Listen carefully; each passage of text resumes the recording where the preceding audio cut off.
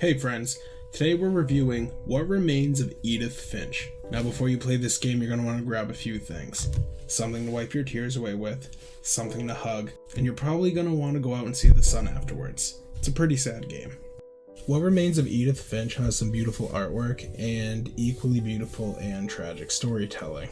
I would say the game is an emotional roller coaster, but that would imply that there are ups and downs. What Remains of Edith Finch starts extremely sad and only gets sadder as the game goes on and you play through the deaths of each of your family members. You explore the family's gigantic mansion, which is riddled with secret passageways that lead to hidden rooms, all the while learning about a curse that leads every member of the family to their graves. Throughout the story, some of the incidents do a better job at connecting you to family members than others, but throughout the entire game, there was really only one story that I didn't care for.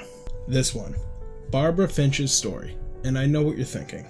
That's a squatch! I was pumped about it too, which made it all the more disappointing when this became my least favorite story in the entire game. It's not even so much the story, it's that I became accustomed to this beautiful artwork and beautiful sound, and with this specific family member story, I didn't like the type of artwork as much personally, but the sound had been replaced with very poorly done, mediocre voice acting, and it just took a lot away for me. I know some people don't even consider walking simulators video games, but it's not just a walking simulator with a great story. It's a few other simulators too.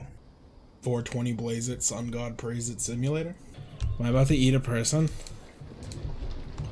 Cannibal simulator? Baby simulator? Suddenly I was an owl! I was a cat. Cat simulator? I'm a cat! A couple minutes into the game, I thought to myself, is everyone just gonna be dead at the end of this? And then I was concerned that I was spoiling the game for myself. But ultimately, the joy of playing What Remains of Edith Finch comes from when and if you connect with certain family members. Sure, a couple of them I personally didn't care for, but overall, I think this particular video game is very well done and it's really easy to get lost in the story. Ultimately, if you only like action-packed games, this probably isn't the video game for you. However, if you can get behind a pretty good story, even though it's really sad, I highly suggest picking it up. It only takes a couple of hours to beat. Let me know if you decide to grab it. Thank you guys for watching, I really appreciate it, and I'll see you next time.